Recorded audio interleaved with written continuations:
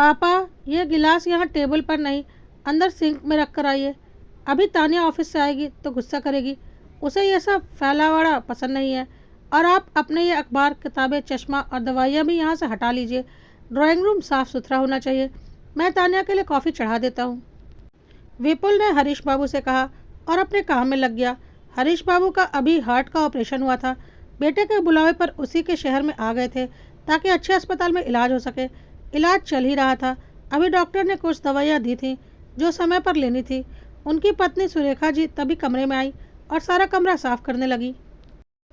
कहीं कुछ रह गया तो बहू कल की तरह ही फिर गुस्सा करेगी। गिलास खुद ही उठाकर अंदर रखाएं। विपुल, तेरे बाबूजी और मेरे लिए भी चाय चढ़ा दे। मौसम बड़ा ठंडा हो रहा है। उन्होंने कॉफ़ी बना रहे बेटे को कहा। अरे मम्मी, अभी तो आप दोनों ने चाय पी है और फिर से चाय चाहिए। थोड़ा नियंत्रण में रहना सीखिए।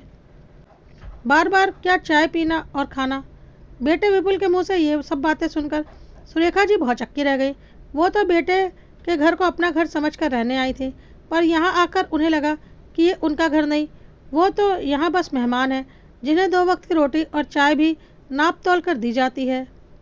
अपने गांव के घर में वो जब कभी चाय पी लेती, मनमर्जी से कुछ भी खा लेती थी, पर यहाँ तो बेटे के घर में उन्हें बहुत सोच समझकर बोलना पड़ता है। मजबूरी में यहाँ आई थी। वो और हरीश बाबू अच्छे भले गांव में रह रहे थे। अचानक से हरीश बाबू की तबीयत बिगड़ने लगी और उन्हें सांस लेने में दिक्कत होने लगी। गांव के डॉक्टर को दिखाया, पर वो दवाई ज़्यादा काम ना कर सकी। विपुल को बताया तो उसने गांव से शहर आने को कहा, क्योंकि गांव में इलाज की सुविधाएं नहीं थी। सुरेखा जी जैसे तैसे हरीश जी को लेकर शहर ले आ गई।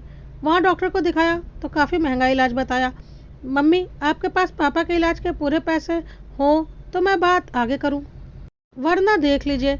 विपुल ने बिना लाग लपेटे के बोला। अपने आंसू आंखों में रोकते हुए उन्होंने बेटे के हाथों में फसल से आए पूरे पैसे रख दिए। तब जाकर विपुल ने उन्हें डॉक्टर को दिखाया और इलाज शुरू करवा दिया।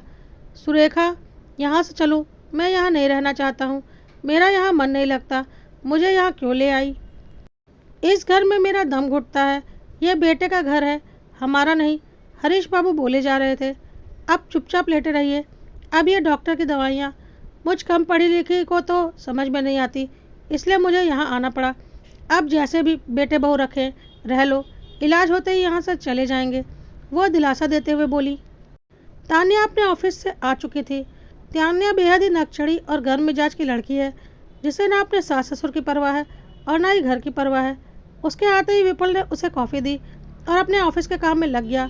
सुरेखा जी डायबिटीज़ की मरीज़ थी। उन्हें हर थोड़ी देर में भूख लगती थी। शाम हो चली थी और अभी तक रोटी बनाने वाली नहीं आई थी। उन्हें भूख लग रही थी। बहू की रसोई में सिर्फ रोटी बनाने वाली ही जा सकती थी।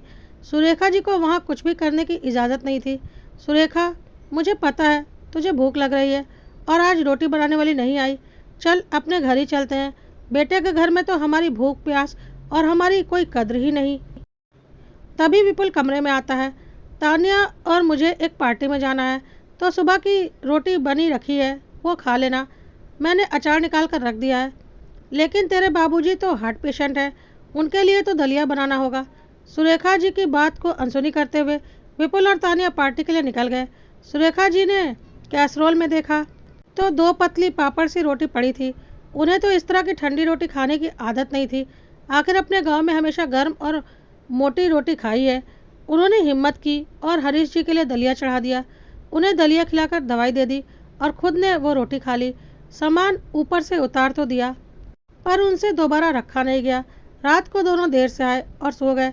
सुबह तेज आवाज़ से उनकी नींद खुली। वो सीधा उठकर बाहर आई। मम्मी, आपने किसकी इजाज़त से मेरे घर में दलिया बनाया और पूरी रसोई बिखरा दी? सुरेखा जी समझ गई, उनका बेटा बहू की ज़ुबान से बोल रहा है, क्योंकि बहू को कुछ कहने की ज़रूरत ही नहीं होती है, सब कुछ बेटा कह देता है। आज सुरेखा जी से रहा नहीं गया। वो बिफर गई। हाँ, पता है ये तेरा घर है और तेरे घर में तेरी ही चलती है। ये बात अलग है कि ये तेरा फ्लैट तेरे बाबूजी ने अपनी ज़मीन बेचकर तुझे दिलाया था। इस घर पर हमारा कोई हक नहीं। हम तो इतना भी हक नहीं रखते कि हम अपनी मर्ज़ी से अपनी पसंद का कुछ बनाकर खा सकें। तेरे घर में हम दोबारा चाय नहीं पी सकते। ये बात और थी कि जब तू छोटा था तो हमने अपने पेट काट कर तुझे दोनों समय दूध पिलाया था, तेरे नखरे उठाए थे। तेरी पसंद का खाना बनाकर मैं तुझे खिलाने के लिए तेरे पीछे दौड़ा करती थी। तेरी पसंद का खाना बनाकर मैं तेरे चेहरे पर खुशी देखना चाहती थी। तेरी पसंद के लिए मैं और तेरे बाबूजी अपनी पसंद भुला देते थे। तेरे घर में तेरी पत्नी को हमारा बिखरा सामान पसंद नहीं। ये बात अलग है कि तूने अपने बचपन मेरे घर में बिताया था, जहाँ तेरे खिलौने हमेशा बिखरे रहते थे। तेरी किताबें, तेरे स्कूल के कपड़े, तेरे पेन पेंसिल पूरे घर में फैले रहते थे। तेरे गंदे जूतों की मिट्टी से रोज आंगन गंदा हो जाता था। तेरे घर में तू अपने हिसाब से रह सकता है, तेरी पत्नी रह सकती है, पर तेरे माता पिता को तेरे घर में खुश रहने की इजाज़त नहीं है। तेरा घर हमारे लिए तो जेल है, जहाँ हम अपनी मर्जी से कुछ भी नहीं कर सकते हैं। हाँ बेटा, ये तेरा घर है, जहाँ तेरी माँ अपनी मर्जी से सांस भी नहीं ले सकती है। मैंने गांव में फ़ोन करके तेरे चाचा को बुला लिया है। हम दोपहर को ही अपने घर चले जाएंगे। ये तेरा साफ़ सुथरा घर तुझे मुबारक हो, और तेरे बाबूजी का इलाज भी मैं खुद शहर आकर करवा लूँगी। अब मैं सब कुछ जान समझ गई हूँ। तेरा घर तू अपने पास ही रख।